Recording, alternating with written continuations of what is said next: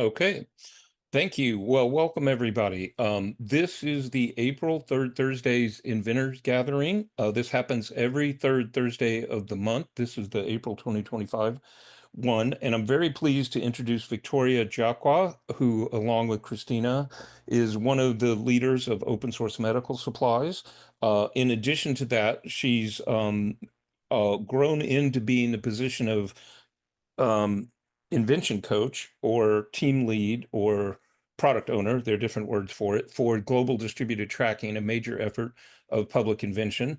Public Invention is a US 501c3 public charity, and in these trying times, we could really use your financial support, in part because it proves to the IRS that we should not have our 501c3 status revoked, which is in the news right now. So you may wish to think about that, although I know every nonprofit is struggling right now.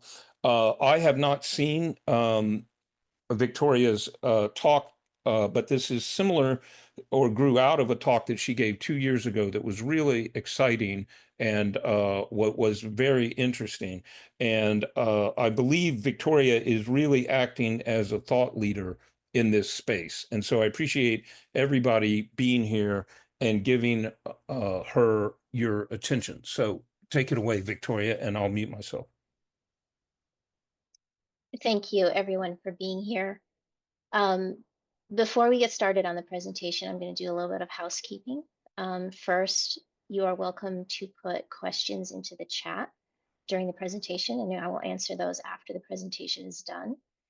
And remember, while I'm presenting, I cannot see you. So I'll be going through the presentation, and then we can visit afterwards. This talk, as Rob said, was given in 2023. I have expanded upon it and added more slides.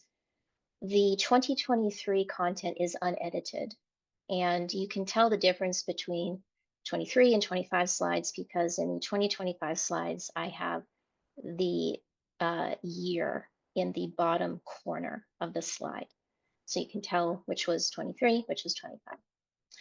And the last bit of housekeeping is you will hear me mention astrology. I am not an astrologer. I can't really say I study it in depth, but it is something that I'm interested in, and I find the patterns and cycles of it very informative. So just keep that in mind. I'm not an astrologer, but I find the information very relevant for this time. So let us go on to the presentation. All right, open source medical supplies, which was founded in March 2020, still going strong 5 years later. And we're very fortunate to be able to support, curate research, and generally encourage the use of open source tools for the greater humanitarian and medical effort going on in the world right now.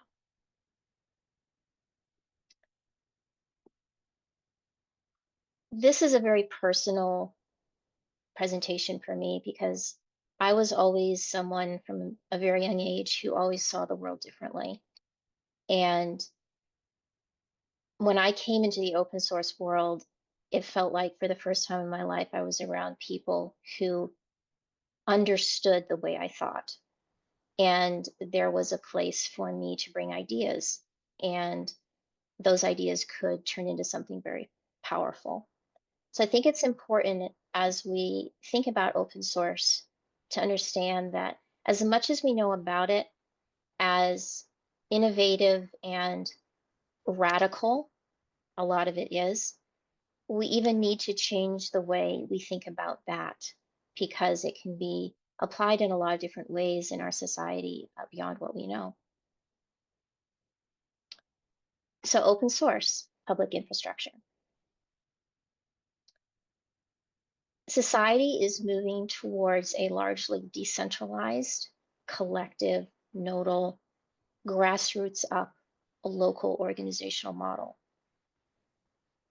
This is different from our legacy systems, which would be described as top-down, hierarchical, or more authoritarian models, which we're used to experiencing through our government.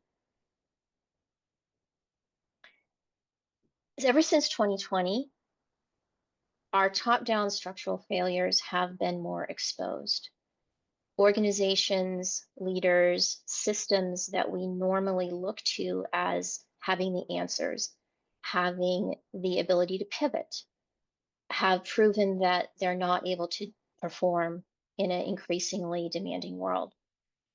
And instead of fixing those structural failures, these top-down structures lean towards breaking down and creating informational vacuums.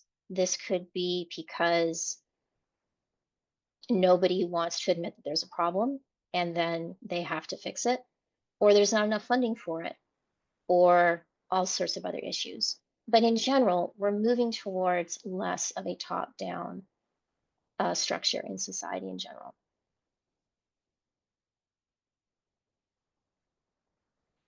The most effective systems have longevity, and we think about these systems as being robust, applicable to diverse use cases long after the people who have who founded them have exited.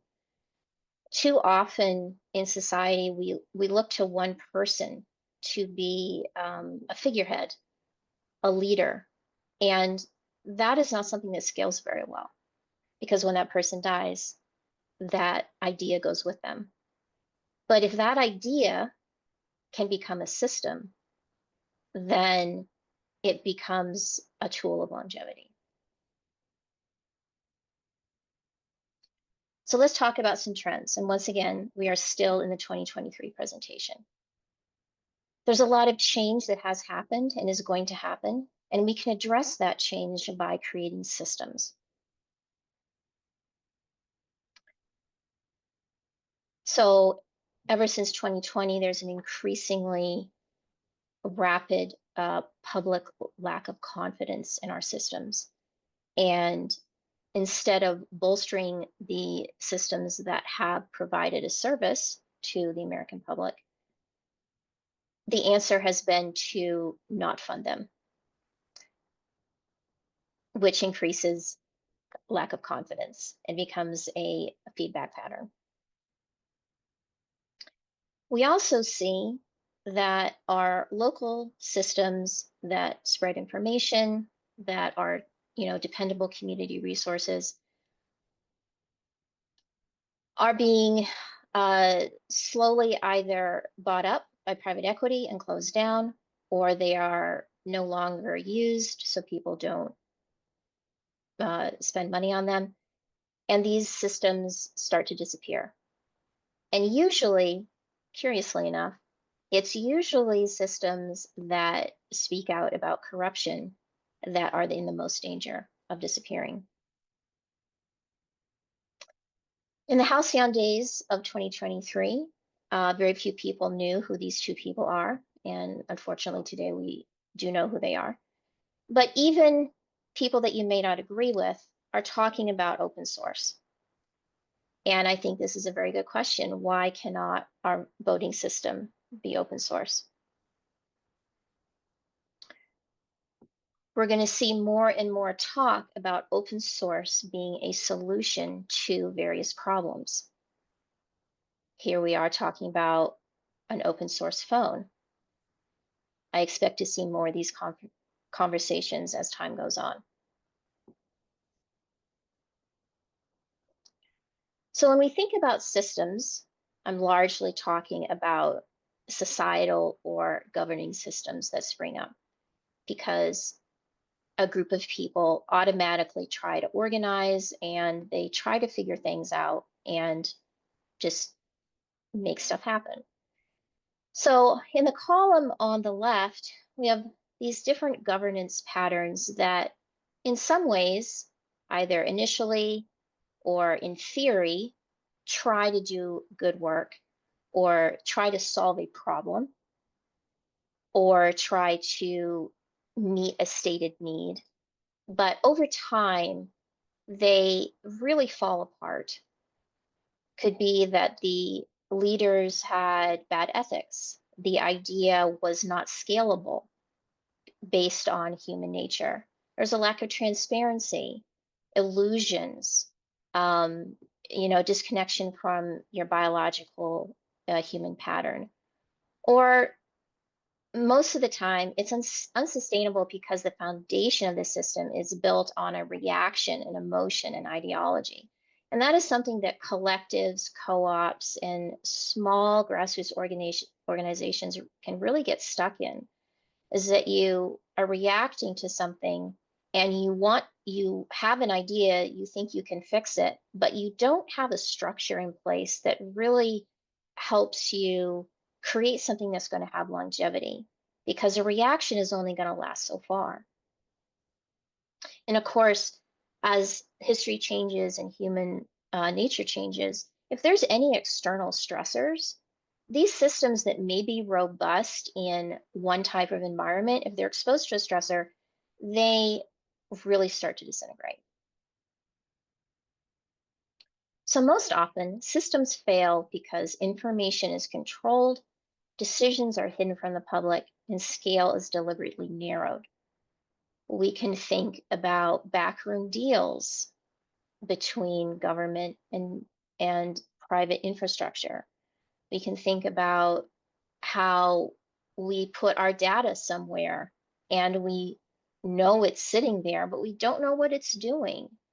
You know, is that what are the tools and the information coming back to us from our data? The more the system controls information and the flow chart of what it's doing, the stronger the lack of faith in the system from society is. So I believe that public infrastructure supports the free and accurate movement of information and people. It's going to create, enhance, and adjust systems. It's going to have the ability to scale.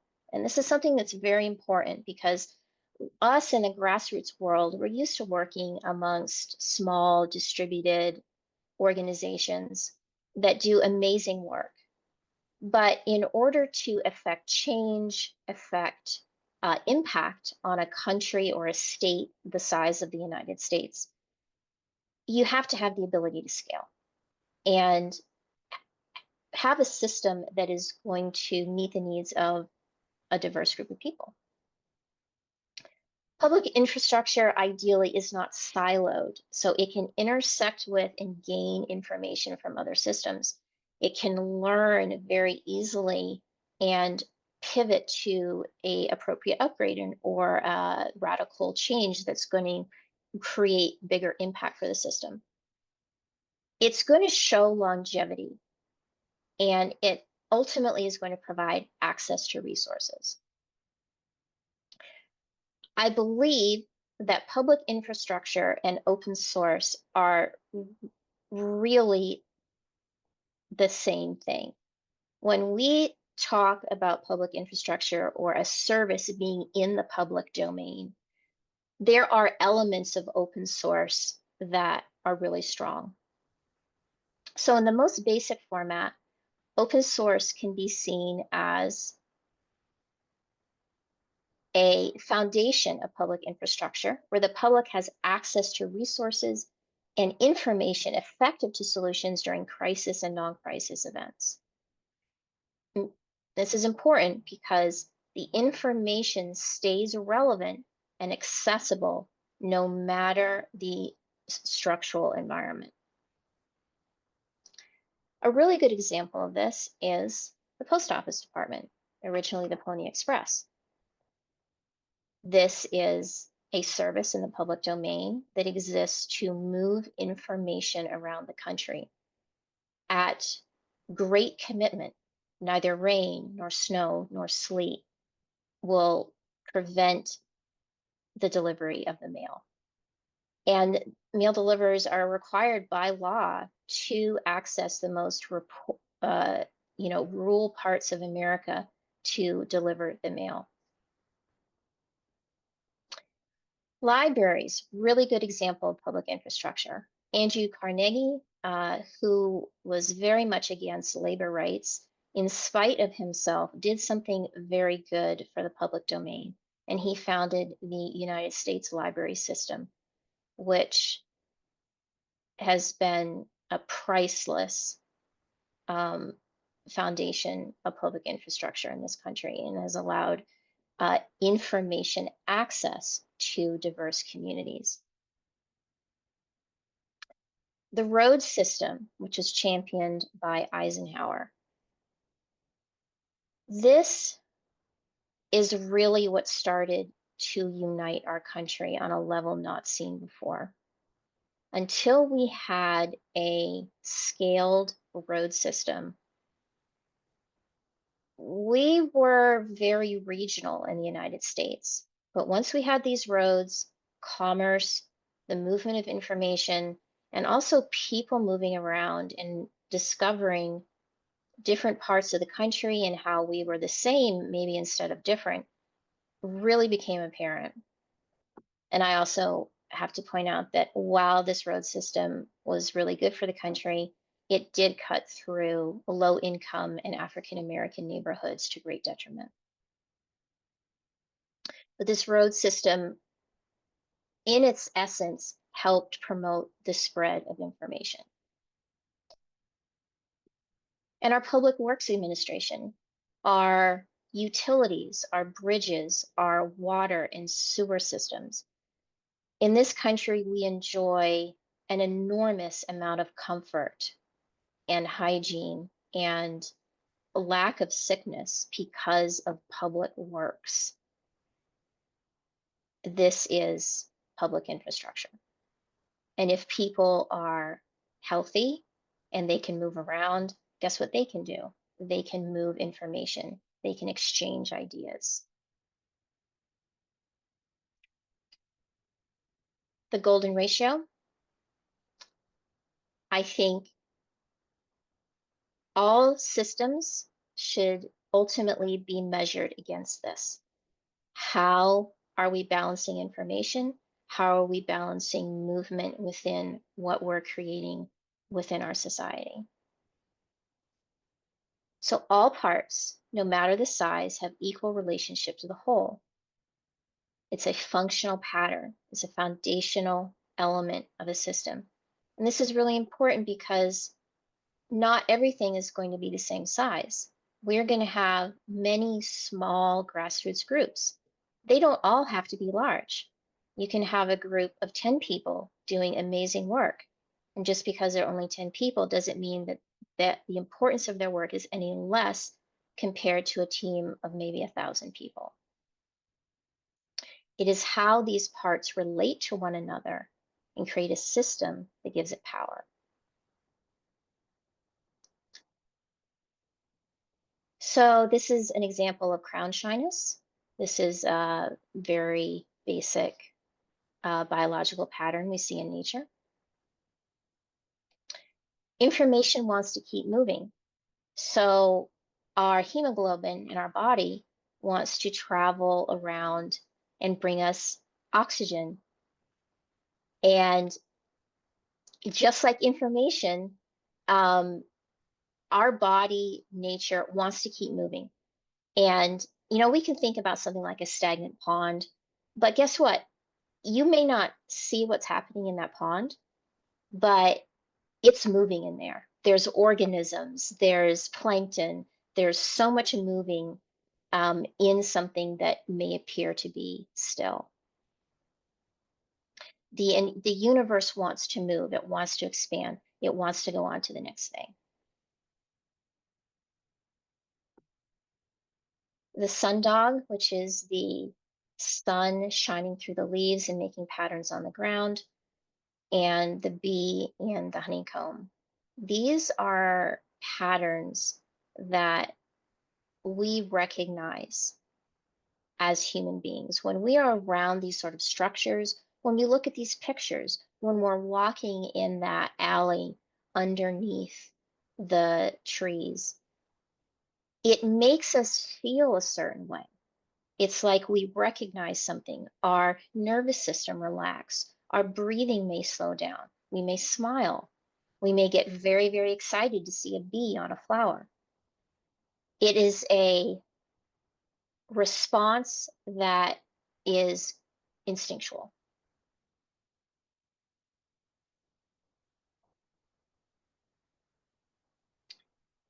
So once again, even if something is paused, if there's a flower waiting to bloom, or if it's a fossil, there is still information there. Even if we had to wait thousands of years later, the information is there for us to discover.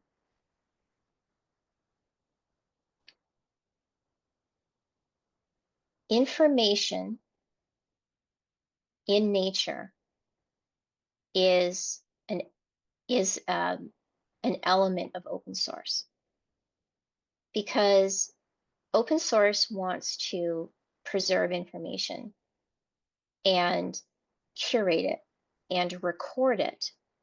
That is one of the basic elements of open source. So information in nature is always there. We just have to find it. We may need to put it under a microscope. We may need to dig really far to find it. But the information doesn't really get destroyed. And even if there's a wildfire and a whole mountainside gets burned up, there's new information that comes up. There's new infrastructure that happens after destruction.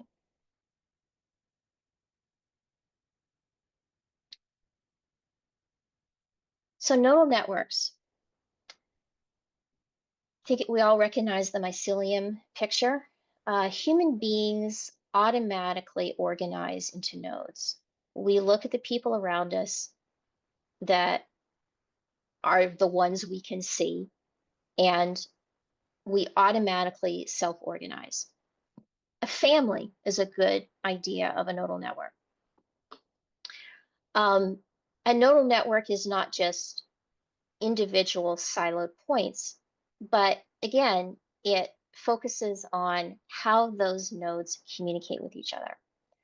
Really good example of these networks are the mycelium and the fascia of the body. The fascia is this network mesh of fiber that connects our body together on the inside, and it is like its own organ, sending messages back and forth from those body parts to the nervous system. World Central Kitchen, with all of its nodes of food helpers all around the world, great example of a nodal system. OSMS with our nodal logo, great example of a nodal system. And the nice thing about nodal networks, you don't have to tell people to organize this way. This is what naturally happens. People just do this. I see the people around me. I'm going to go there and I'm going to do something within this little group. And when you have a bunch of little groups who maybe are talking to each other, you suddenly have a system or a network.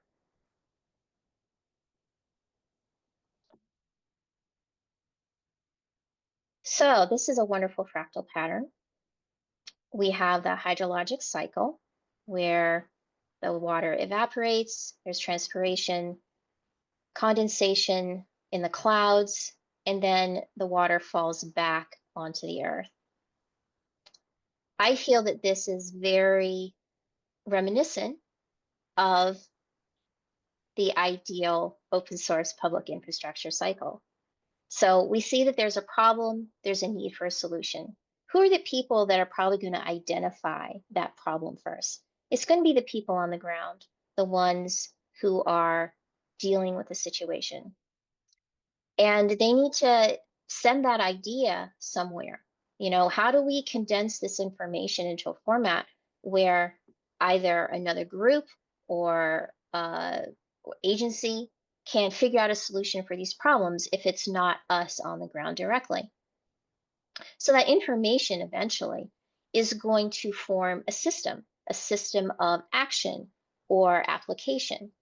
And then that system is going to come back to the public and it's going to distribute the solutions. And then the public takes action on those solutions. We've made a decision based on the information that we have, and here are the solutions to the problem.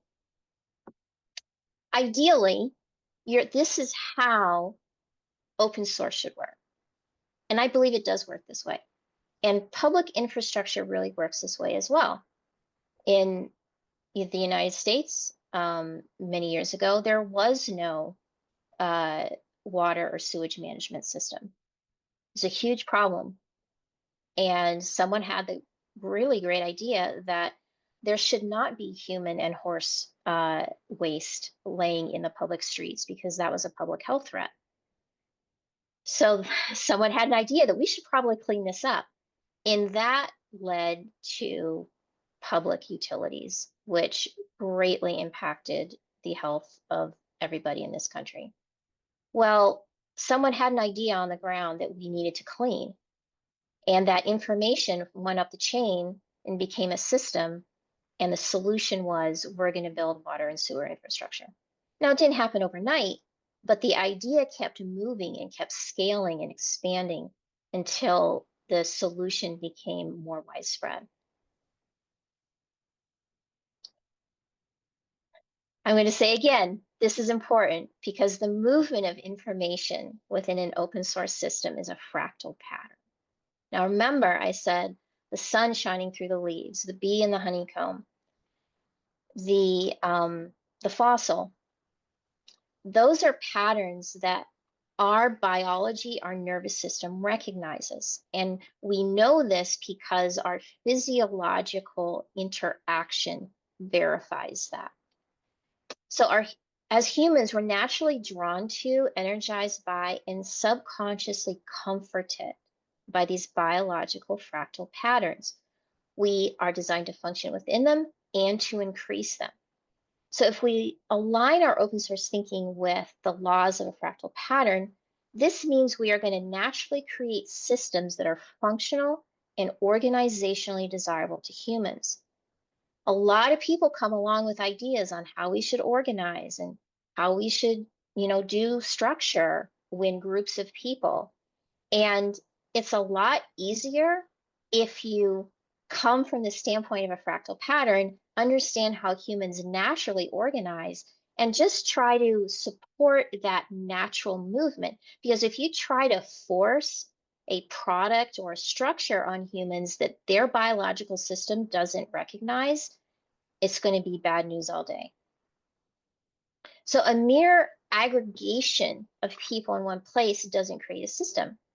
And not every collective is capable of creating a system. This doesn't mean collectives are bad. It means they may not communicate. They may not have a structure that allows them to create a system. So in an open source world, transparency is very important. We believe in showing our work. Just like public invention, we believe in creating in the public. We test in the public. The workflow is ideally visible to the public. If you are ever on GitHub working in an open source license project, the workflow is visible to the public. There's some sort of way to attain a public answer or public feedback. How can the public interact with a project in progress? And then how can, after solution is provided, how can the public then continually iterate upon the answer? How can you continue to scale the solution that you provided?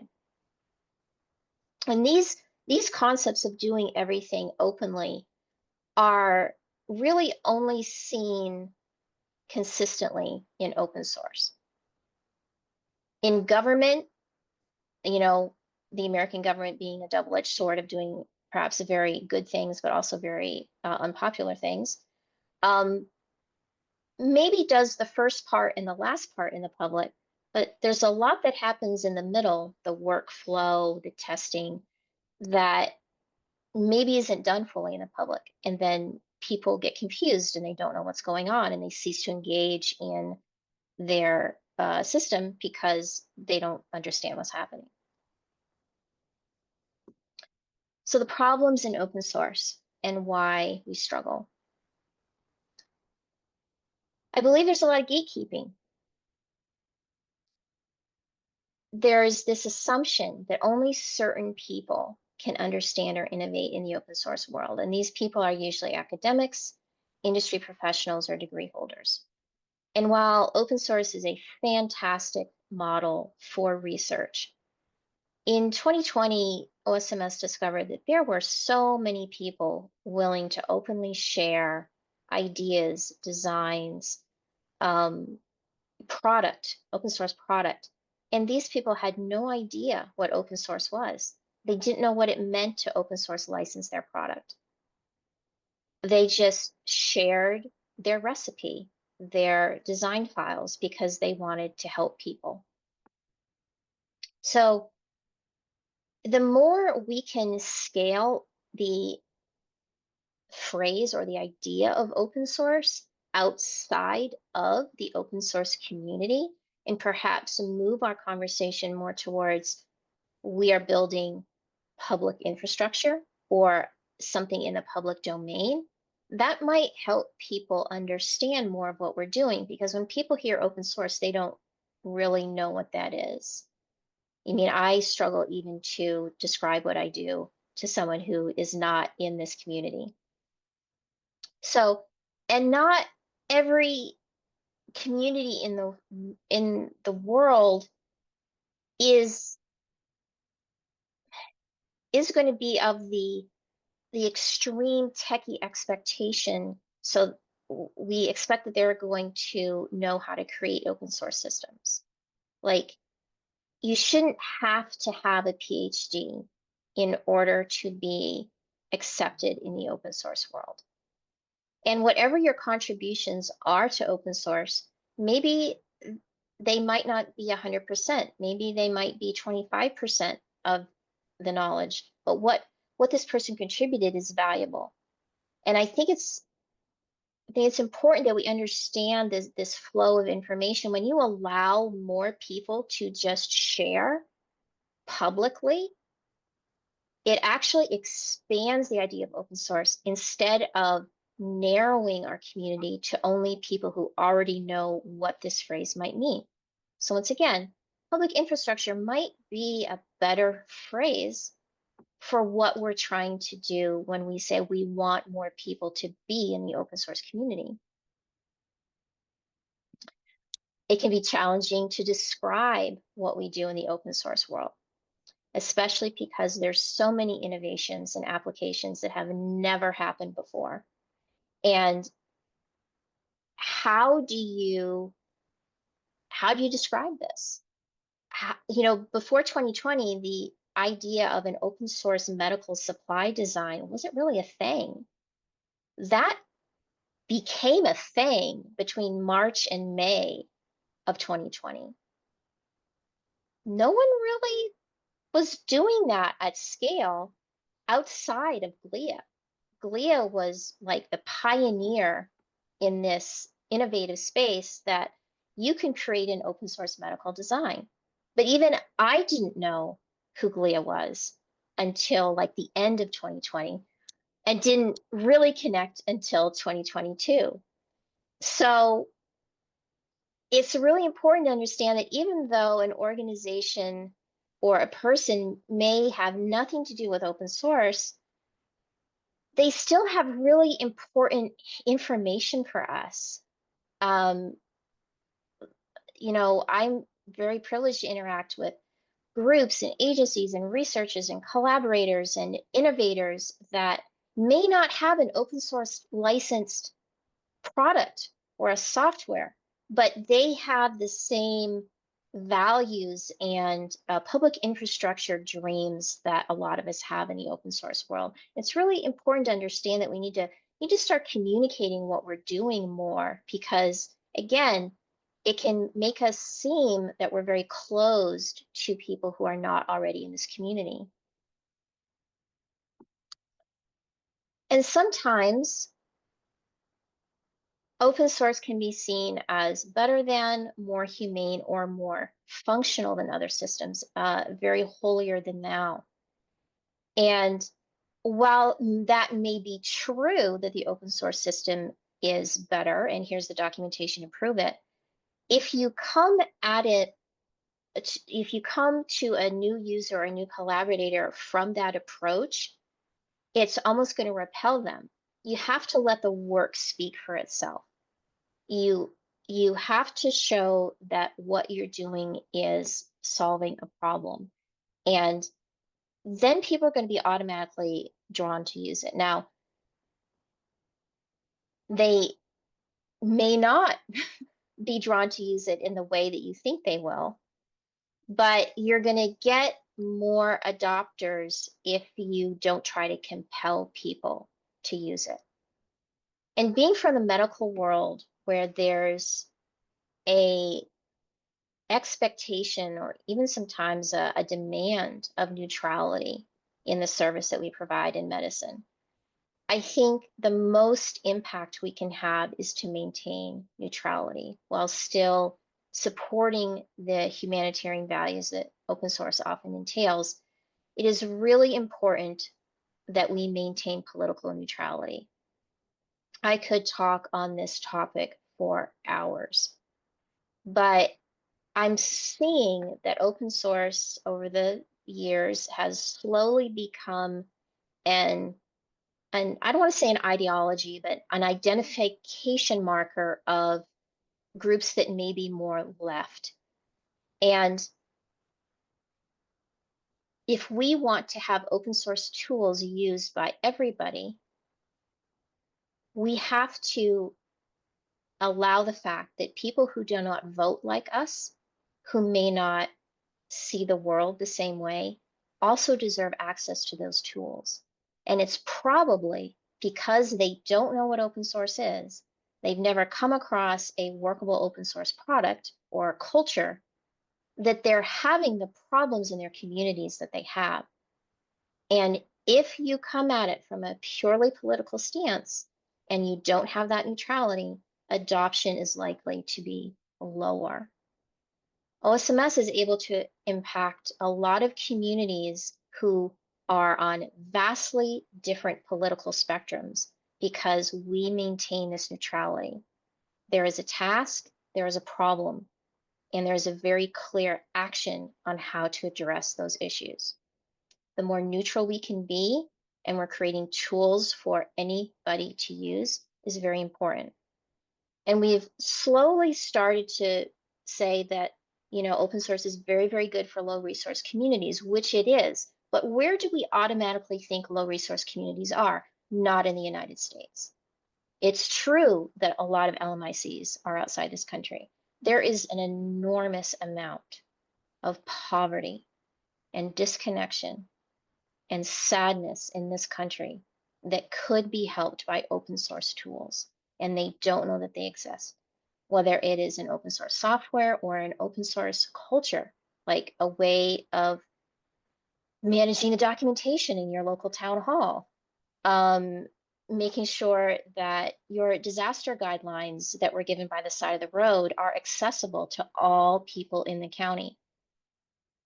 We really have to think about this. How are we communicating the tools that we love to build to the communities around us? So let's think about how we can reframe our language. Um, Avoid over-replication of work. I mean, if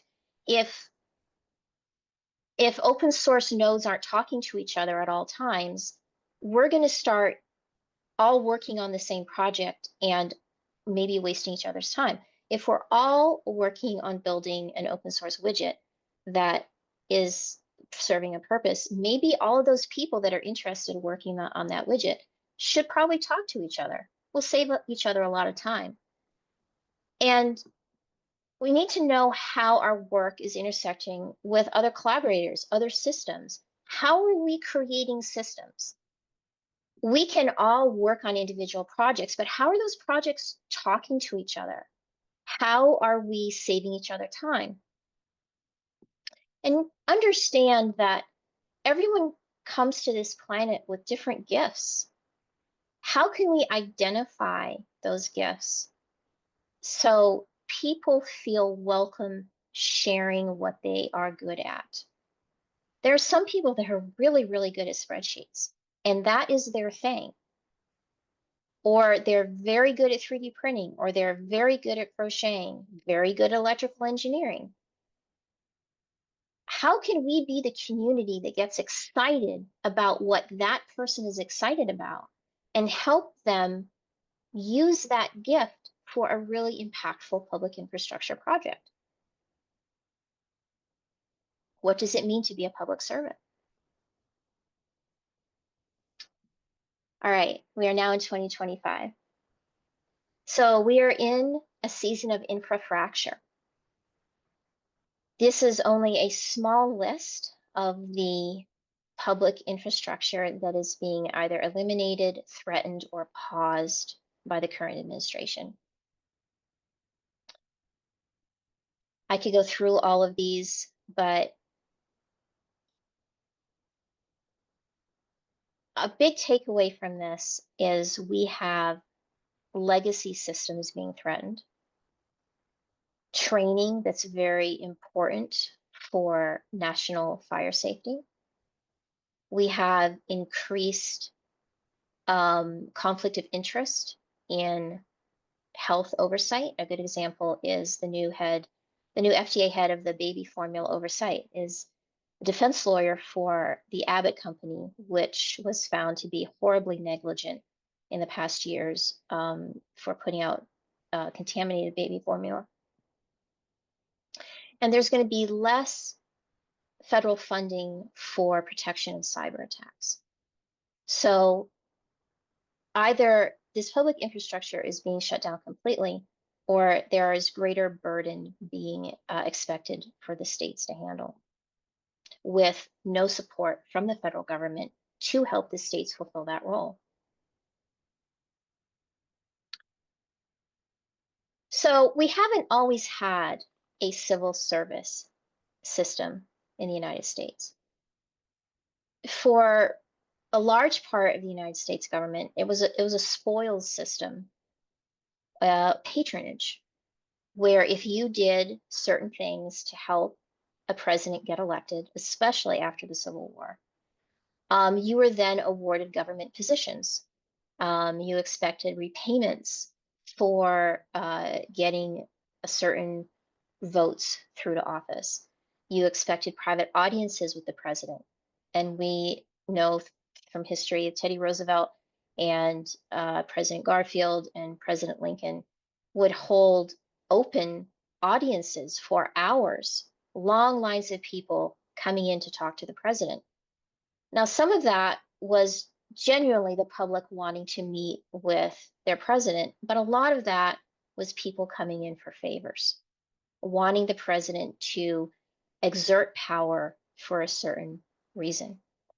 But in 1881, President James Garfield was assassinated by a government position seeker. And this accelerated discussions that had been simmering for a while about how the spoils system was not good for the country. So in 1883, there's the Pendleton Civil Service Reform Act, which created the Civil Service Commission. And this started to create the public infrastructure that we know today. The idea was the civil service would shield the country from presidential whims. You did not need to go to one man in order to receive the public service you were due as a voter. And of course, this system was supported by Congress. Whether it is through government or capitalism or private equity, I think we can agree that we are slowly returning to a more patronage model, not just with the current administration, but also an extractive model. The Obama administration was criticized for being government sacks, where bankers were on the board of most financial public administration boards. And with increasing privatization of government, that means the civil service is to be dismantled because maybe they're not fast enough. Maybe they don't use enough tech, and the government doesn't really know what it's doing, and the private sector should take care of those tasks. So briefly touching on astrology, we have some major changes happening this year that have not happened for quite some time. So Neptune went into Aries the end of March of this year, and it has not been in that sign since 1861. Uranus in Gemini is happening in July, and we are also experiencing the US Uranus return. Pluto went into Aquarius a little bit last year, but really went into it for good January of this year. So I could talk at length about what eras our history went through in these years, but you can feel free to look them up. There's a lot of change happening, very similar perhaps to what happened in these previous patterns, but these are very volatile, dynamic times for this country. So these are the trends that we can anticipate. There's going to be completely new ideas and themes. And we can say, at least for the next 10 years, well over the next 20 years, but definitely the next 10 years as well. There's going to be discussions of what does it mean to be individually sovereign versus a collective identity. There's a lot of transformation revolution coming in technology, data, top-down structures in government, as well as rapid innovation. A strong, strong pattern of decentralization and networks. Now, for those of us who work among decentralized groups, distributed groups, that can sound exciting, like, yay, our decentralized groups are going to start doing more work and we're going to prove this distributed model. Well, decentralization also means that groups aren't talking to each other. There's a dark and a light side to all of this. I anticipate a lot of societal splits. There's going to be analog versus digital, largely due to AI.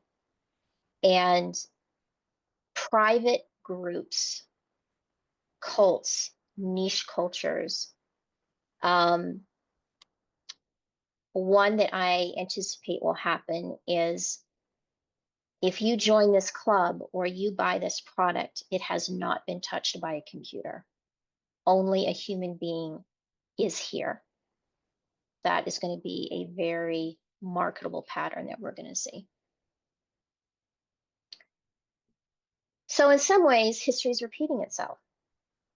This is from the French and Indian War, the very first political cartoon, when the 13 colonies were very decentralized. Even though they existed, they didn't really communicate with one another. There wasn't a country yet. It was just a bunch of groups that maybe got along.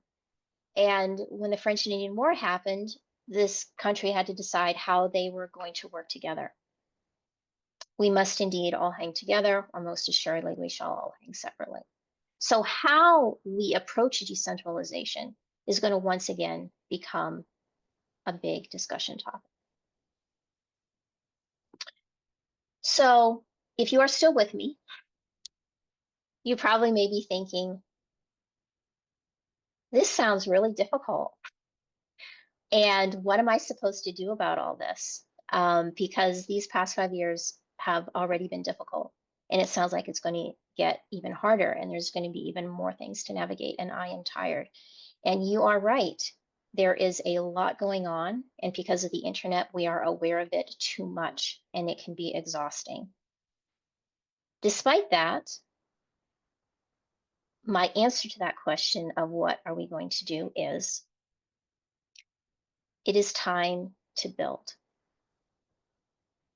Whatever you are working on already, keep working on it. And if you have an idea and you've not started to build it yet, now's the time to do that. If you want to build public infrastructure, now is the time to do this. When a complex system is far from equilibrium, small islands of coherence in a sea of chaos have the capacity to shift the entire system to a higher order. So think about where we are in the beginnings of the collapse of public infrastructure. There is a lot of chaos. There have been amazing grassroots-led efforts over the past 5 years that have impacted both the nation and the world on a massive scale, especially for COVID research, air quality research, public health guidance. There are grassroots groups that have done far better at public health communication than any top-down agency ever. And the collapse of current public infrastructure is a double-edged sword. We don't want to lose the little bit of infrastructure we have, but it has also been a barrier for the actual actions and solutions that the public wants from coming into effect. A really good example is air quality research. People want clean air inside their buildings, inside their schools, inside their workplaces, but there is not enough of an investment in top-down structures to make that happen. When you take away the block at the top, there is a greater chance that the people who have done the work already at the bottom are going to be able to affect change on a grander scale. We are in a very critical window of time.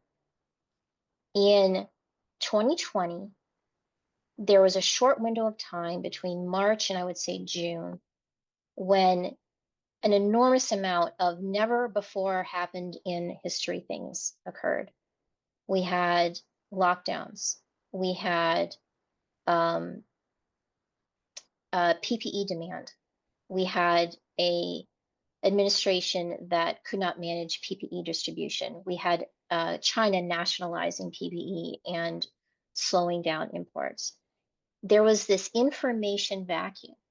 There was an action vacuum. No one was doing anything. No one could make a decision. But OSMS made a decision that what the world needed was open source PPE and medical designs. We did not do a focus group. We did not wait for a peer-reviewed research paper to get published. We made the best practice decision and tried to meet the public with what the public was asking for, which was healthcare workers saying, we have no PPE and we need it. If you don't recognize this critical window of time and capitalize upon it, then you lose the chance to move this potential energy into a kinetic conversion, because people can be engaged to do a good thing, a good act, but they need a guide, they need a task, they need something to do that helps them do that work. We have celestial support. We are in a fortuitous cycle with Pluto being out of bounds in the south across the ecliptic. This is the last time Pluto is going to be out of bounds in the south for the next few thousand years. The themes for this era are internal collapse, usually of top-down structures. However, despite that, there is reform, revolution, and power to the people. Examples of previous out of bounds in the South are the 95 Theses and the US Revolutionary War. I want to be very clear that we're not looking at a specific day. It's not like one day comes along and everything just changes.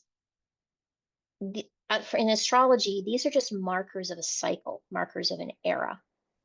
And you may have heard that, you know, humans are electromagnetic beings. Well, we're actually ferromagnetic beings. We have iron in our bodies. So the movement of these planets and their interaction with the electromagnetic field of the Earth does make these changes.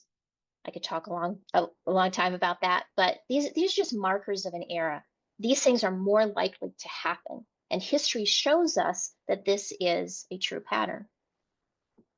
So if we look at Pluto being out of bounds in the north, there is more chance that the people are going to be overwhelmed and controlled by dictators and despots. So we have Genghis Khan, the Iron Curtain, And in 1947, the National Security Act for the CIA and the NSA was formed. There are periods within this cycle where it is most strong. Pluto Out of Bounds in the North was the most strong in 1947 and 1948. So you can look at history and see what happened during those 2 years. So my point is that even though there's a lot of massive change happening, we also are in an era where it is more likely that the voice of the people is going to be heard. And the infrastructure that we have built, the ideas that we have to build infrastructure that may be actually solutions to problems that no one has ever wanted to listen to, now is the time that those ideas are going to be listened to. We also have institutional memory. In 1870, nobody could have imagined the level of food, health, and hygiene safety possible due to the creation of the FDA, which happened in 1906. Before the Federal Act, states were already passing their own food and safety regulation acts. But the discussion of this started way back in the early 1800s because nobody was regulating what went into food. But look how long it took, almost 100 years before a government decided that we needed to do something about this. Well, we may be going back to the states managing their own food and safety regulation because the FDA has come out in the last few days saying food safety inspection plans are going to be outsourced. The states are going to do them. The FDA is not planning to be responsible for food safety inspection anymore. So remember this, because I'm going to come back to it in a second. So when you have this institutional memory, when you have people alive who can remember when things were safe, when I didn't have to worry about there being wax in my jam or lead in my flour or arsenic in my water, when you can remember when your public works departments were functioning, when you had roads that were safe to travel on, when you have an entire world that remembers that infrastructure that existed, it means that you have people who are automatically incentivized to, in whatever capacity, make sure that that public infrastructure continues to exist in whatever capacity. Because most people do not want to go back to human and horse waste living on public roads. It's just not a good idea. But we have the internet, we have the written word, we have people who remember how good it was. And how could we keep it that way and make it even more accessible? A lot of people in the United States look outside this country and they say, why can't we have a highway underpass built in one weekend? This is from 2016. This is a Dutch team putting in a highway underpass. And you'll notice that while they're doing this, there is a road of cars continuing to go about their business while they're building this in one weekend. America looks at this and they're like, why can't we have this? Well, the reason why we perhaps don't have it is because the public infrastructure that goes behind this level of collaboration is multi-layered. This is universities, government funding, supply chain, private industry, everything getting itself to the point where you can have this. And whether we like it or not, many people voted for this administration because they want to see things done quickly. They don't want to be lied to. They want the government to do something. They want to build. And somebody told them that this administration was going to do that.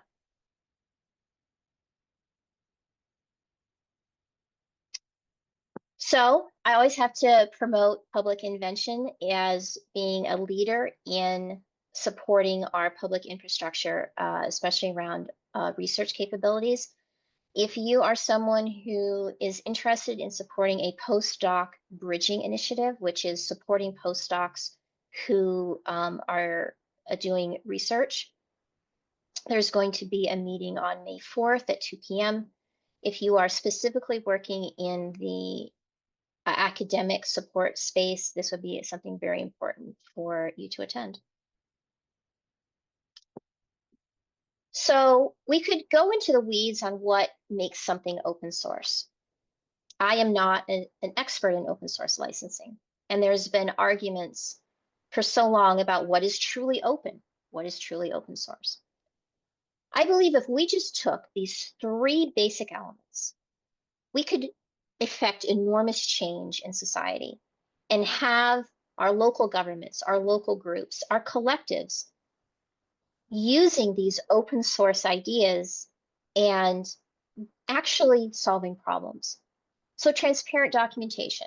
That means we are going to write the truth down and we are going to share that. Write stuff down and share it. Basic activity doesn't get done. Reproducibility. Are we creating something that can replicate? If I teach you how to make this thing, could you then go and make it yourself? So if one collective over here is making something, are they able to teach someone else through the system they're creating over here how to make that same thing? Because reproducibility equals longevity. And is something transferable? There is a very open source adjacent movement happening in rural America, and that is the right to repair. Farmers want the right to repair their farming equipment. This is a very open source friendly idea. It is supported actually by open source ideas. But those farmers don't know that open source is behind that. All they know is they want to repair their equipment and they should have the right to do it. So if we made the schematics, the system, the idea, the concept transferable, which is a little bit different than reproducibility, I see transferable as the ability to intersect with another system. If you can bring information from a certain group and it is transferable to a group that doesn't know that system originally, then I consider that information transferable and it can have enormous impact. So let's look at our fractal pattern again. Remember, we're always need to come back to this because this cycle is something that our bodies recognize. If we can show that we're moving in this pattern, people are more likely to engage with public infrastructure.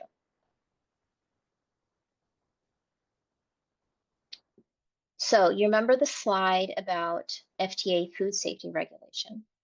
Well, the Global Open Source Quality Assurance System, which was founded in 2022, has a philosophy of trust through transparency. If you are transparent in your documentation and in your data capture, you will create trust. So this organization creates and supports open source tools which promote quality assurance for diverse user communities. We are building a product called Global Distributed Tracking, which we're marketing to the humanitarian aid community to help them track shipments so we can verify delivery, verify use, allow for the ability for recalls for open source medical product. But how many other communities may need this service? If we have the FDA pushing food safety regulation to the states, and the states are going to get overwhelmed, and we have large food companies that may shutter and no longer make a certain food because they're not going to invest in the infrastructure to make that, and there's a gap, an information vacuum, guess what's going to happen? Cottage industries are going to arise. Decentralized food groups are going to arise. And they're like, I'm going to fill that market gap. I'm going to make that food. Well, the states are going to get overwhelmed with applicants who need food inspection. Could they use global distributed tracking to help scale quality assurance for food safety regulations? This is a tool that could perhaps be used by a wide variety of communities. They just don't know that it exists. But we have this infrastructure. We have been building it, and it is ready at the right time when quality assurance is a huge discussion point in this country. Emergency management. There's a lot of talk recently about what's going to happen to FEMA. And it's pretty much guaranteed that FEMA is going to be broken up into parts in some way. Well, if we come at this from an open source standpoint, a lot of people are like, well, I'm going to create an open source FEMA. I'm going to create an open source guidebook of disaster response, which is not a bad idea. But we already have a lot of people working in the emergency management space. We have the IAEM and EMAP, which create standards for emergency response and training and certification. We have the Incident Command System, ICS, and the NIMS, the National Incident Management System, which is a documentation platform for people doing emergency response work. And we have the EMAC and the IMAC, which are mutual aid agreements between states and within states, which are really good protocols that help our emergency responders navigate events. And then for our volunteer organizations, the national VOADs are really good at organizing people who want to respond and provide service during a disaster. So we have a lot of infrastructure in place already. Should FEMA be decentralized? However, I'm seeing a lot of chatter in the past few weeks about people making new organizations, new documentation, new software that is obviously rapidly manufactured by AI. And they're going to be the answer to FEMA. Now that FEMA is disbanding, we need to create X, Y, and Z. Well, have you done a market assessment? How are you connecting with the infrastructure that already exists? How are you navigating with your state and local partners that would maybe love your support if you were not going over and making yet another new organization? This is where we're going to figure out as a country how we can network amongst our decentralized groups. Because even though emergency management may assume collaboration, a lot of these professional EM groups do not. They're very siloed. And that usually comes from a place of security.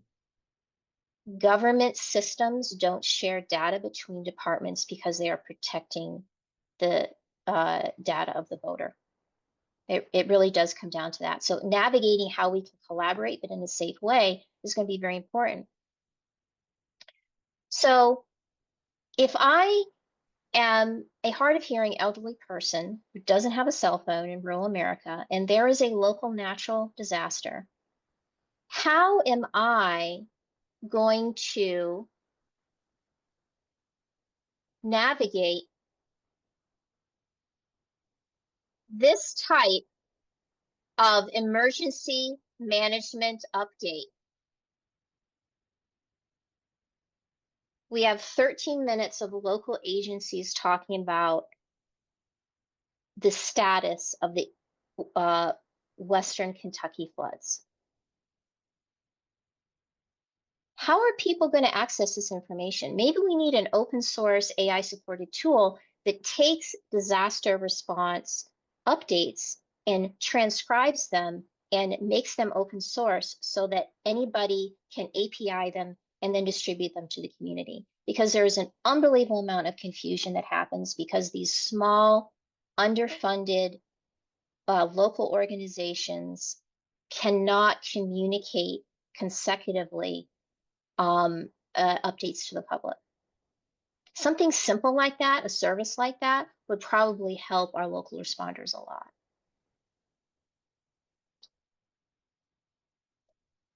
So one of the most exciting places to be in the future of emergency management is ConversaCore and their Aid Arena. I joined Aid Arena in, I believe it was the end of October of last year, due to Hurricane Helene. And it is a fantastic collaborative space for people who are organizing around humanitarian response efforts, specifically natural disaster response and organization. Largely centered for the United States, but they also have a footprint in Australia as well, with plans to expand internationally. This is an enormous Slack community, and it is a great place to be because collaboration and information sharing are promoted. And even though they are not an open source identified group, they match open source values, open source culture. They are welcome to open source. They promote open source. And there's massive ability to scale impact when you're in a collaborative organization like this. We also have SOS Help the Helper, which OSMS has been very excited to support since October of 2024, a full life cycle humanitarian platform.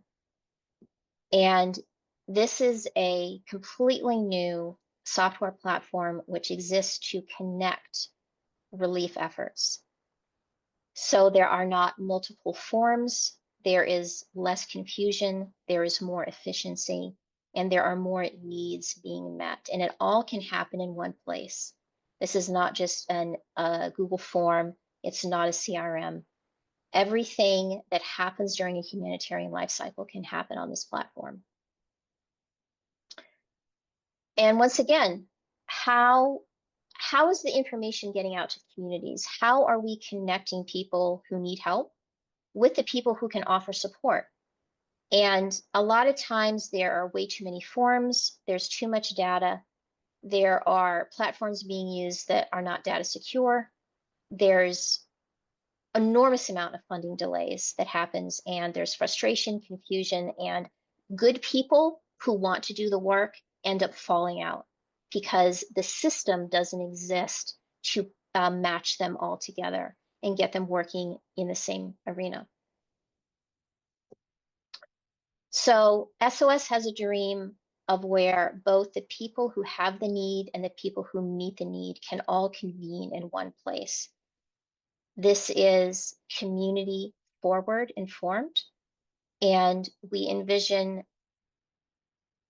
everybody being able to access in whatever secure layer is required, because I know that the government, federal people are only allowed to be on certain platforms that meet requirements, but we are building a system where everyone can make the humanitarian response effort easy.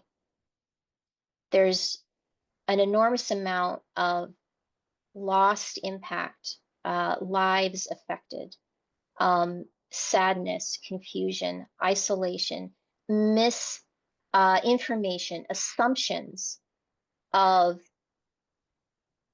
every kind that happened because no one is able to centrally communicate with one another in a safe way and assign a project or do a task, do that good work. And this is a tool that is going to scale humanitarian response massively. And we've been so excited to support it at OSMS. Voting. There is a very well-publicized North Carolina Supreme Court vote recall that's happened. We're in the third recount cycle. I believe it's been paused.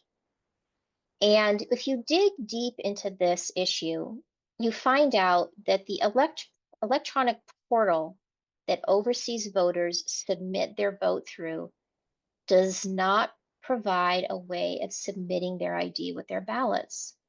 And these ballots were identified as ones that were in question. Well, if you don't have a system in place where people can provide their ID, why are you shaming them for not providing their ID? And this is something that the United States does very well, unfortunately. remove people from the resource and then shame them for not having access to the resource. And then these instances become a political punching bag. Now, the government has access to one of the most powerful data software companies in the world, Palantir. One would think that you can look at voting and say, well, let's fix this problem. Let's start building software that can fix our voting problems so no one gets so angry about it anymore. We can solve it. No one's doing that. Instead, they're doing a sprint to build a tool to help ICE find physical locations of people for deportation. In situations like that, you have to remember that our priorities as people on the ground are to solve problems. That's not necessarily the true for top-down structures. Top-down structures like unsolved problems because the longer they're unsolved, the more they can be used as a political pawn. If I have these unsolved problems every 4 years, every 2 years, I can come along and promise that I'll solve them, and I need to be elected to solve the problem. But if the problem's solved, what am I going to campaign on? So these 3 discussion points, if we look at them in a general sense, are largely around data. And remember I said we're moving into a time period where there's going to be massive revolution and transformation of how we use data and how we see data. So even these 3 data-focused items that I brought up, we have to remember are subject to the dark side of decentralization, the dark side of transformation, which is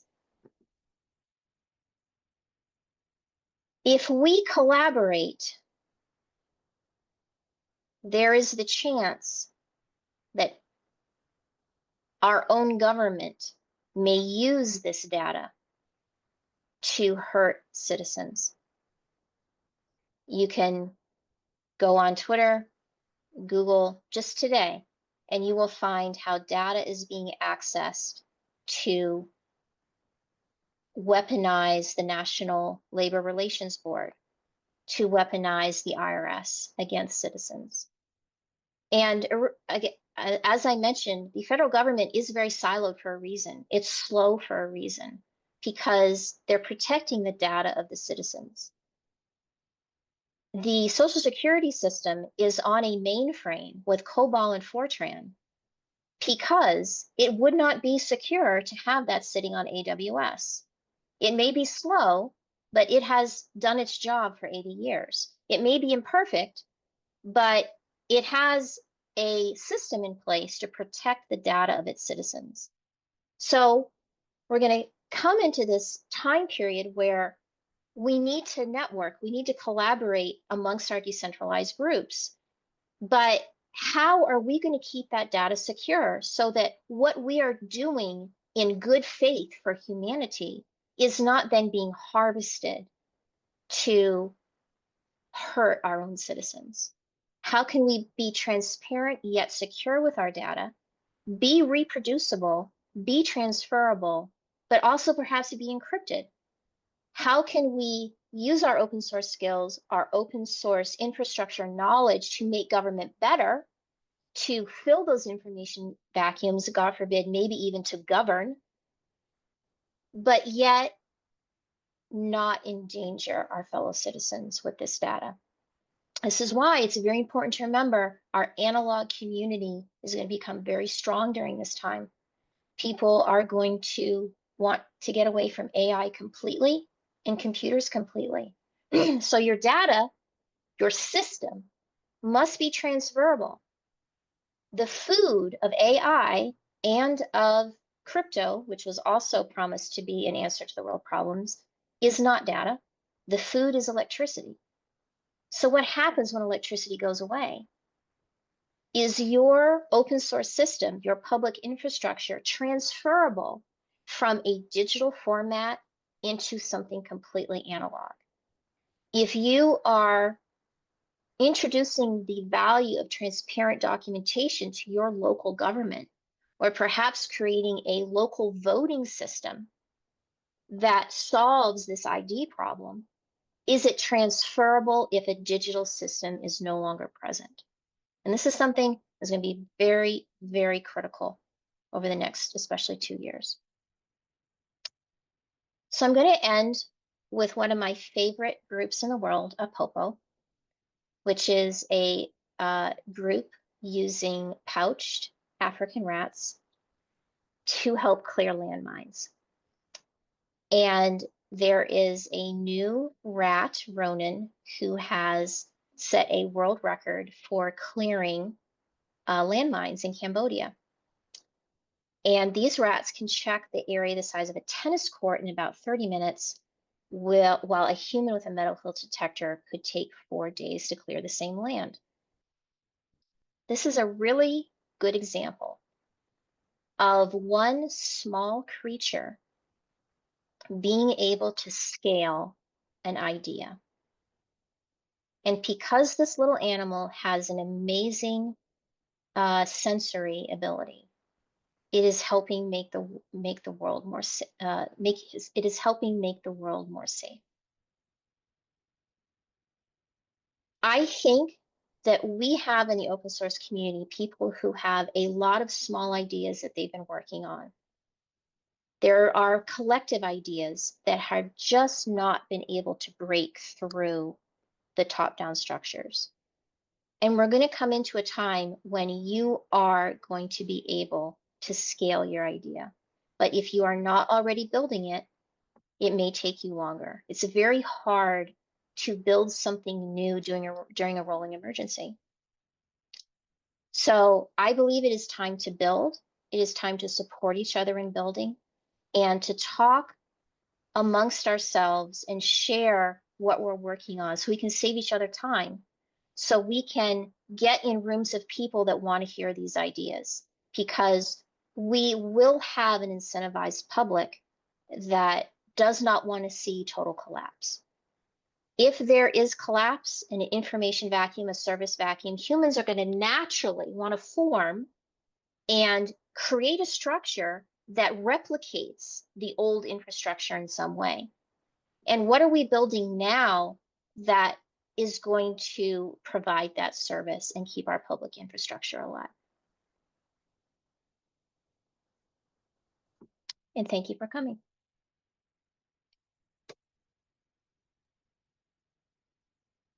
Oh my gosh, I can't believe I talked that whole time. I'm so sorry. Almost all of us are still here. No apologies necessary.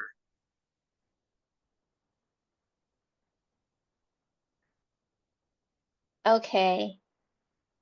I'm seeing if there's any questions in the chat.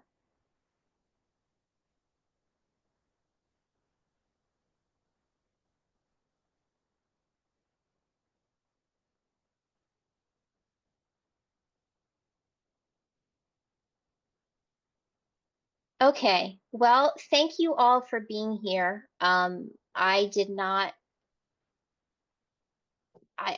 realize I had talked for an hour and a half. I'm so I really didn't. I was trying to move it along. For all of you who are still here and have any questions or would like to discuss, I think we could stay on for at least another 30 minutes. So feel free to come off mute or put a question into the chat. How can we identify gifts more effectively? I think that we need to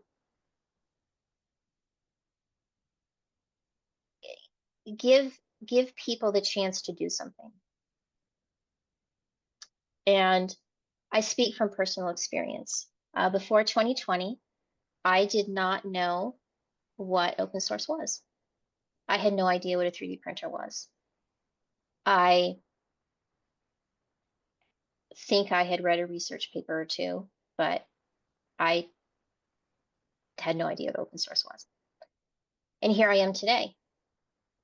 And I was allowed to join a group where there were jobs to do.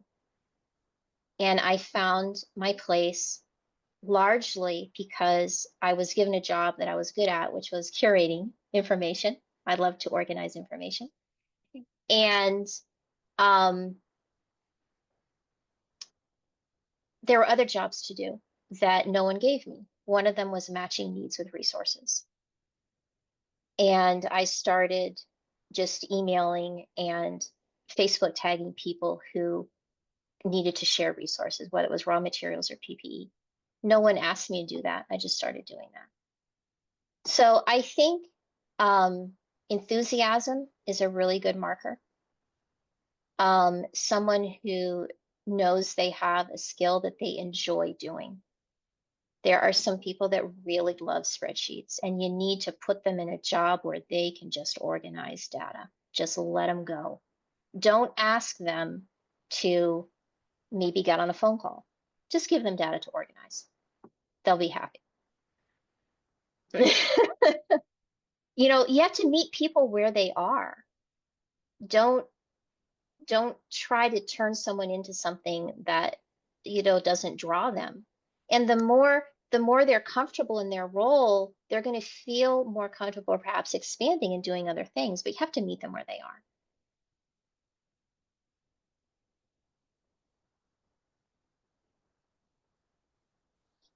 And Miss Victoria, I'd just add to that to create a safe environment where it's okay to make reasonably sized mistakes. Yes, yes. I would say GLIA is a really good example of that. GLIA is a fantastic organization for um, being so transparent and so welcoming, having high standards and expectation for behavior, for documentation, for how we're going to run a project.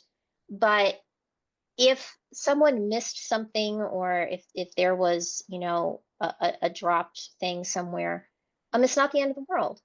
We talk about it. We do maybe a root cause analysis, but it doesn't mean that you're useless to the project. It means that we've learned how to make the project better. It means we've learned how to make the design better. In fact, one of the wonderful values of open source is if you're in the public domain, and I put this also towards like public infrastructure, government. If you're in the public domain and you chose to be there, you need to be very comfortable being criticized, and you should welcome criticism, because there are going to be people who criticize and they have nothing useful to offer. They just want to criticize because it makes them feel good to say something negative. But then there are going to be people who criticize and it is very useful to you because they have an insight that you did not see. And you can take that criticism and use it to make your project stronger. And if you're not working in the public domain, then you're never going to have access to that feedback.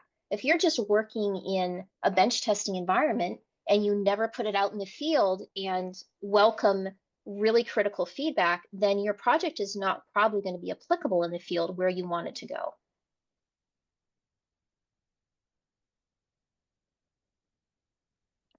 Victoria, I'm curious. It feels like one of the things you kind of mentioned is like when you try too hard to create a system, you end up having these problems, right? But like a lot of these organizational or community or collective or cooperative are all different models that we try to organize.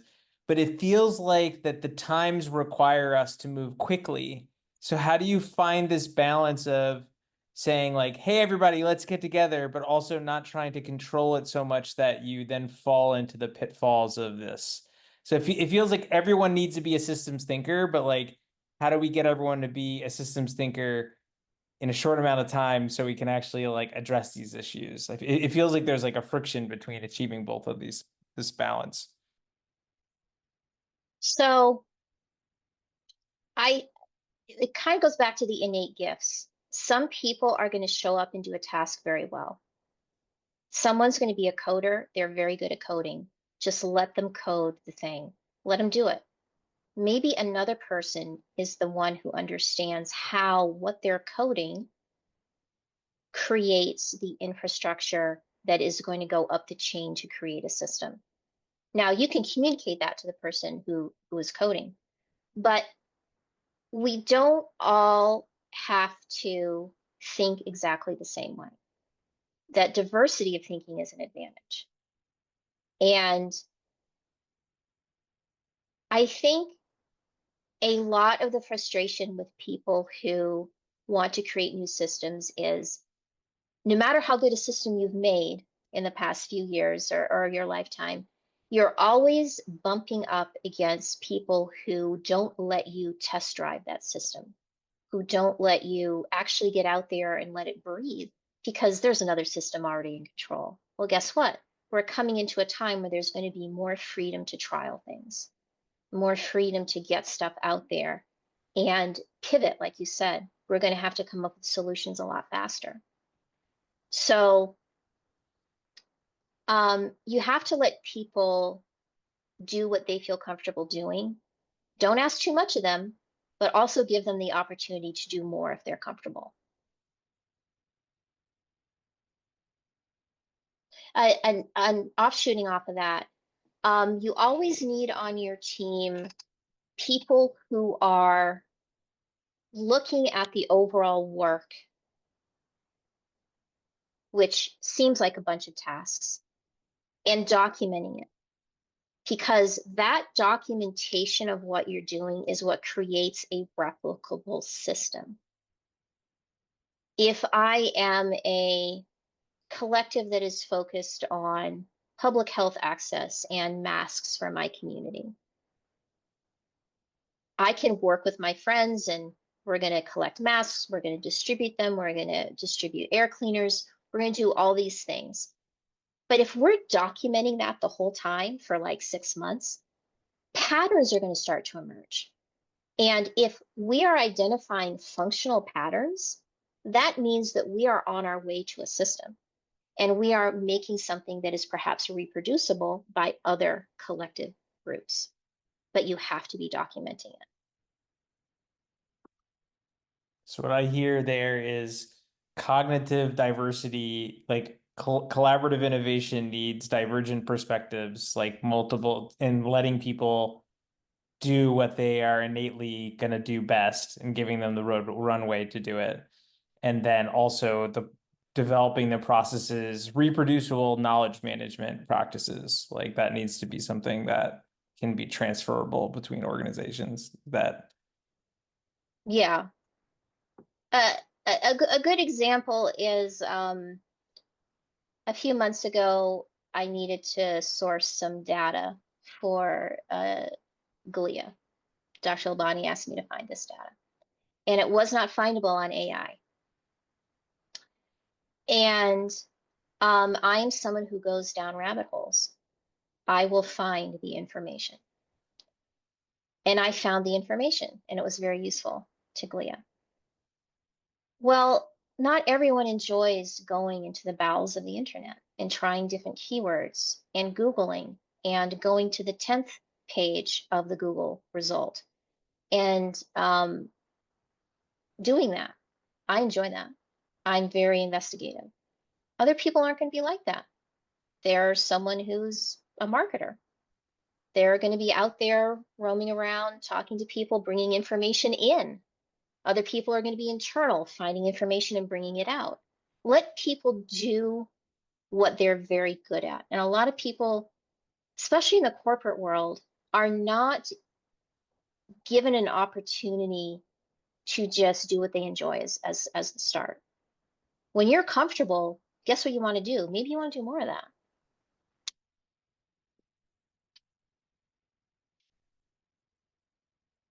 Okay, is there a centralized website or platform?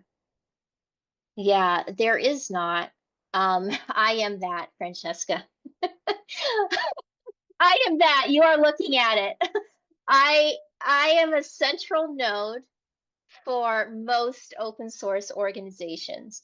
People bring me open source medical projects, and I email and I WhatsApp and I LinkedIn and I find, projects sitting in someone's, abandoned Google Drive from 2020. Um, I I would say that the advantage of open source being so decentralized and so like not having a figurehead, which is great because then it's hard to make cults, and we don't want a cult, is also its challenge because then you don't know where everyone is and what they're doing and how we can share and support each other. OSMS has kind of been slowly becoming that organization that tries to get people on the same page, with the understanding that open source people are very tired over the past 5 years. And um, uh, a lot of them may have to be incentivized again to be as active as they were in the past. Vincent, in the context of grassroots collaboration, I find myself thinking about failure modes. What are some perspective, thoughts, or views that are, in your view, associated with these bottom-up systems failing?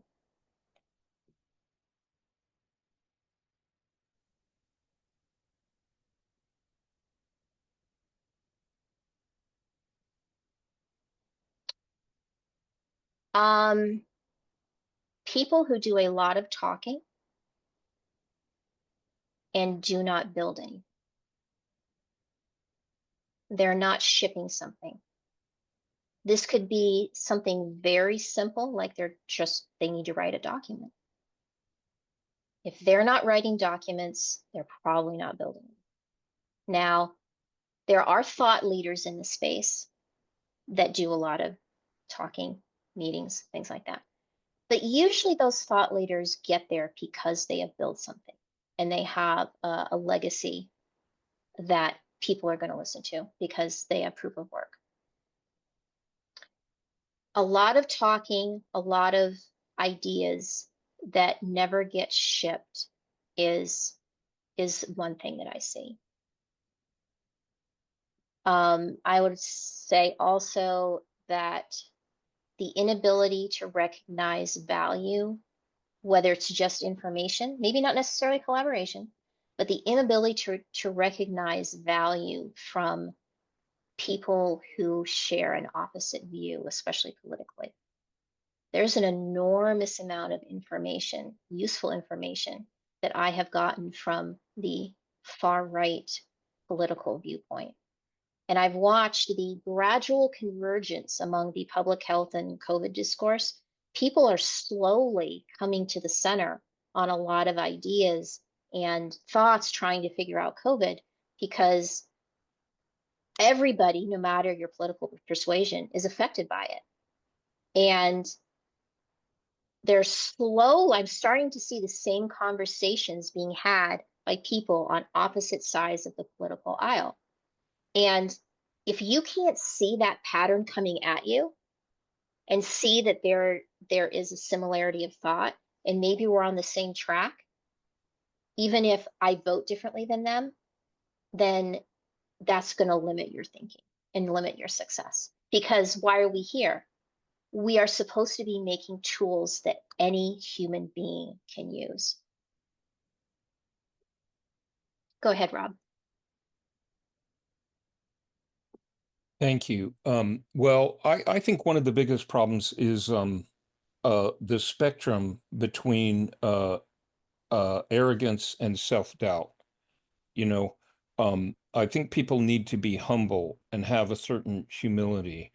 But I really believe self-doubt is actually a greater enemy. It prevents people from doing anything at all, but the manifestation of this is an example of arrogance that affects the open source community is, when two people have a shared goal, but they create siloed projects and they don't talk to each other, right?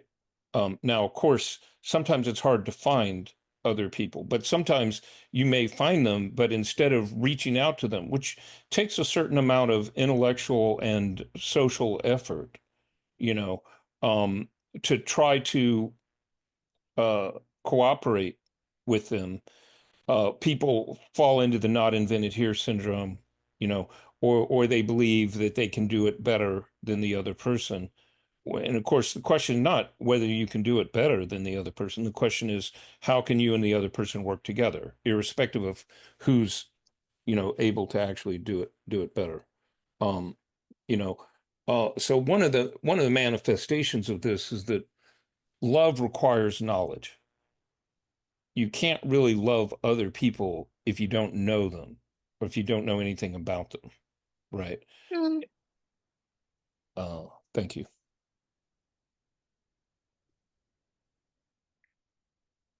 I have always approached the connecting work I do with the assumption that why wouldn't you want to collaborate? And I think it's because I was formed in the fires of 2020 when everybody was collaborating on a level not probably seen yet in a public way. The level of collaboration across all stakeholders, grassroots and top down, public health, maybe not quite so much, but in a research, engineering, standards, um, emergency management, grassroots, healthcare. There were so many stakeholders that would normally be siloed. And in those months, the amount of collaboration and free information sharing was insane. And it was because of that that we were able to develop as a planet this library of open source medical designs. But everyone was incentivized. There was a very clear mission, and it was a mission that was easy to understand.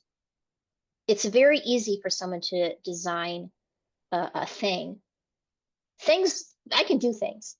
It's a lot harder to develop concepts, to develop policy, to get larger groups of people to change a certain pattern. But you get there by showing the impact of maybe what you did when you were building a thing, which is why our white paper is still so popular.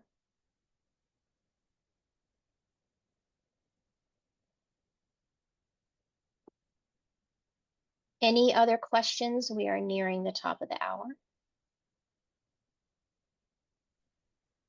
Can I ask one final thought? So one thing that came to mind was a recent conversation I had with a lawyer around my age. And there was the discussion of how some states are actually quite purple. And it came up with the point that you made about blending, like taking far right thoughts and coming to a cohesive, point of action, and creating this infrastructure. So I think that my question would be, what's the safe line between combined political views and actual legislation that will protect both parties instead of protecting neither in the end?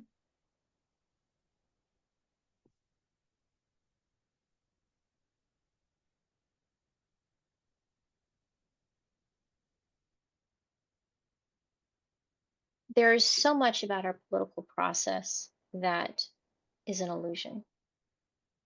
We have the infrastructure of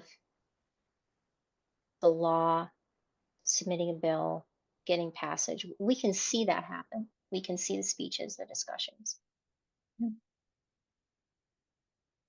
Where the work really gets done is in the offices and the private meetings. I will vote for your bill if you will give me 3 votes from your constituency on my bill. It's all about deals. This is why this administration is so popular in a certain environment. It's because it's all about who you know. It's all about a deal, all about how you market it. Well, that's a skill to have, and there are some people that only understand that system. It is also a really good way to get stuff done fast. Because when you ascribe to the most base instinct of you scratch my back, I'll scratch yours, you can get a lot of stuff done very quickly. And we're seeing that happen. You may not seem that stuff is getting done, but trust me, there's a lot getting done. May not be what we want to get done, but things are happening very fast. And the American public has been frustrated for a long time. And they want things to be done fast. They want action. They want evidence. They want impact. For whatever reason, that's what's desired. And sometimes that is not the best way to be safe. So I'm not sure I can really answer that question satisfactorily. There are incentives in government that people like us who want to do good work have absolutely no knowledge of. And we can't hope to influence those incentives in the current environment. I do think that's going to change. Though here's the one thing that will work in our favor. Even though capitalism has brought a horrible amount of ills to the world, it is verifiable that if you destroy your public infrastructure to a certain degree, you will have no economy. And who wants to see Wall Street collapse? Who wants to see currency collapse? Well, maybe some people do, but the large distribution of citizens do not want to see that. So you let it fail to a certain degree, and incentives suddenly become very common. I mean, we know that it is better to invest in our research institutions, invest in our trade schools, invest in education, invest in public health and public works, all of those things, because it invests in our National Weather Service, because it saves us money and it builds infrastructure, it builds economy. You know, if we, you know, the general model of this government has been, we're going to take your money and we're going to do something with it. But at some point, some of your money, maybe not as much as you want, but some of your money is going to come back to you in the form of public service. This is why you pay taxes. Well, states are already starting to say phrases of, well, why are we paying taxes if all of these public services are being removed from us? And that's a very good question to ask.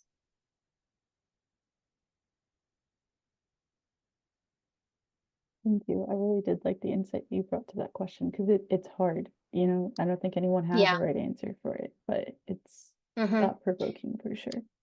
And remember that a lot of these big problems that we have that are political punching bags that we hear rehashed, you know, every election season, they are incentivized by whatever party to be points of contention because it is a talking point that brings in voters.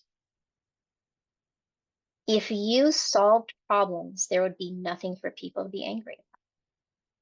And it's angry people in their mind that are incentivized to vote. Also, it is a position of power.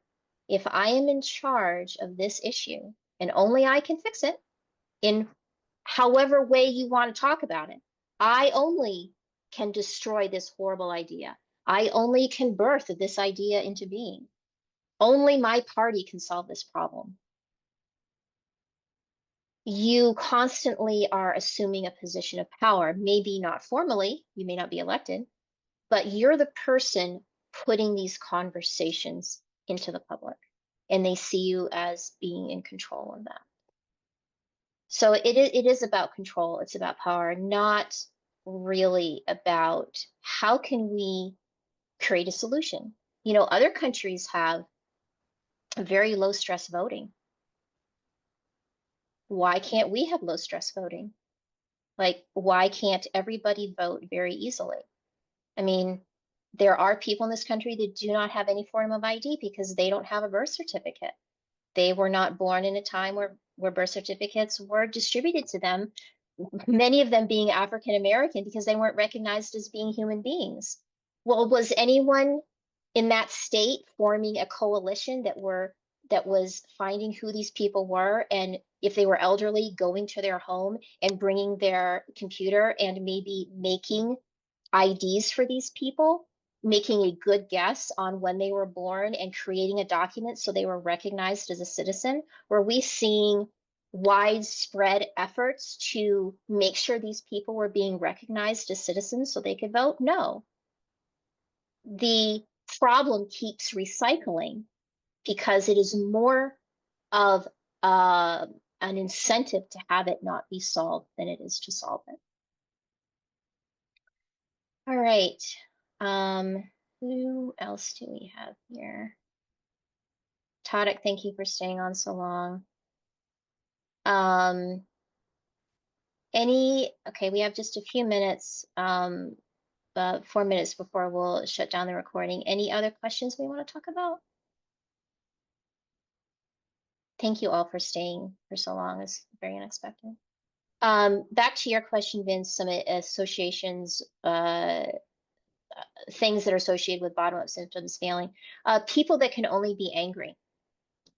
If you can only react and you can only be angry and you can't build anything or do a task that is part of a solution, probably not going to get very far.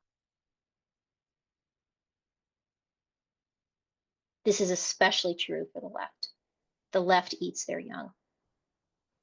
So we have this weird split where a lot of the most humanitarian active people tend to be left centered. But I've just finished doing disaster response work in a part of the country that is extremely right. And the amount of collaboration and task identification and community involvement that I saw from people that maybe vote opposite most of us in this room was staggering. I saw so much commonality, and you have to respect that in a disaster, there are some things that just become non-important. If you really want to provide a solution, if you want to help, it doesn't matter how that person voted, what they look like, where they may have lived. What's your job? You're there to help. This is where that neutrality comes in. You have to be able to move comfortably amongst these people. It doesn't mean that you may directly collaborate with the organization because their values may not exactly match yours as an organization, but you're there doing the task alongside with them. And you can't deny the power of that.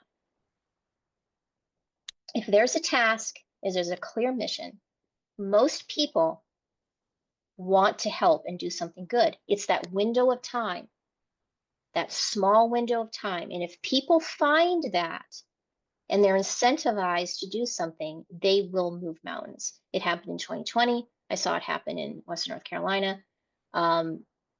It does happen. And in some ways, I think when you have too many cooks in the kitchen, when you have too many groups that are not collaborating or not talking with each other, that's when things start to fall apart because everyone has an idea of how it should be done. Well, the stuff is getting to the place, isn't it? I mean, how granulated do you need this to be? Like, we can do a research paper on it if you want, but right now we need to actually do the work, and then we can talk about it. So I tend to be associated with people that are going to get something done. Yeah. And not taking surveys on how they can exclude people from resources. All right, I'm going to stop recording.